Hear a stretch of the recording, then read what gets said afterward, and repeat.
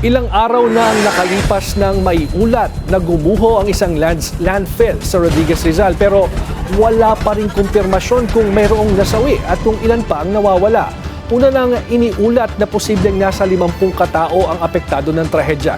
Yan ang Agenda Weekend Report ni Ian Maghanoy live mula sa Rodriguez Rizal. Ian, kamusta yung sitwasyon dyan ngayon? George, sarado sa mata ng publiko ang private firm na kung tawagin natin ay ang International Solid Waste Integrated Management Specialist Incorporated nang bisitahin ng Bilyonaryo News Channel dito sa Barangay San Isidro ng Montalban, Rizal ngayong araw ng Linggo. Pero isang abogado kabilang na yung dalawang survivors ang ating nakausap, kaugnay nga yan sa nangyaring pagguho ng sanitary landfill dito sa probinsya.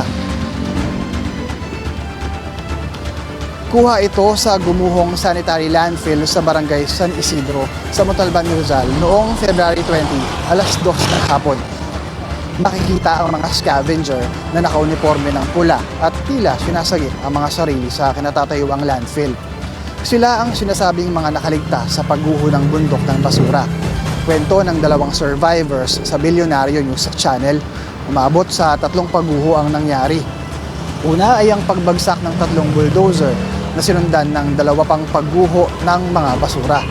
Dahilan ito para mabagsakan ang anilay lagpas 1,000 scavengers, kabilang na ang 3 sa kanilang mga kaanak.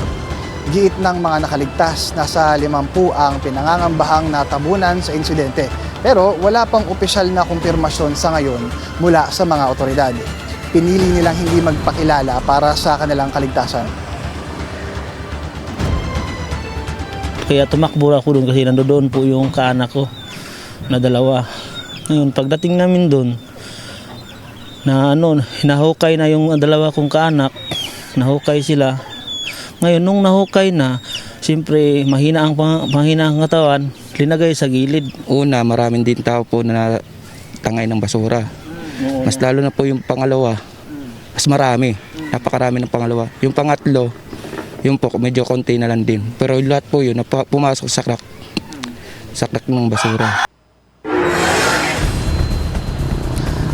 Bagay na patuloy na kinukumpirma ng International Solid Waste Integrated Management Specialist Incorporated na silang namamahala sa landfill. Sa ngayon, nananatiling sarado ang tanggapan ng landfill sa publiko bunsod ng nagpapatuloy na investigasyon. Kabilang na ang patuloy na operasyon ng pagtatapon ng basura sa landfill. Sinubukang kunin ng Bilyonaryo News Channel ang datos ng death toll sa Rodriguez Rizal Disaster Office pero tumanggi silang humarap sa amin. Bukas pa umano sila available for interview pagkatapos ng Monday flag ceremony sa munisipyo kung saan mismong ang alkalde ang umano isasagot sa aming interview request. Itong January lang ay may bundok ng basura rin sa Cebu naman na gumuho kung saan nasa 36 ang namatay mula sa magkaibang kumpanya.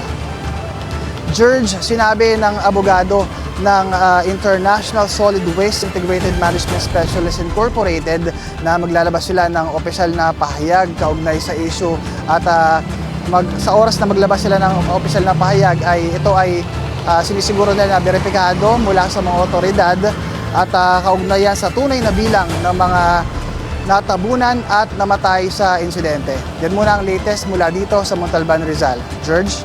Alam mo yan, private property yan, pero dapat maging transparent sila pagdating sa nangyayaring insidente sa loob, lalo pat may mga apektadong mga residente o mga nagtatrabaho dyan. Kasi that way, kapag may transparency, may iwasan yung mga speculations, At nakakalungkot lang sa bahagi ng LGU, talagang hinihintay pa nila yung kinabukasan para magbigay ng ulat. Anyway, aantabayanan natin yung mga updates dyan. Maraming salamat sa iyo. Ian Maghanoy nag-uulat ng live mula sa Rodriguez Rizal.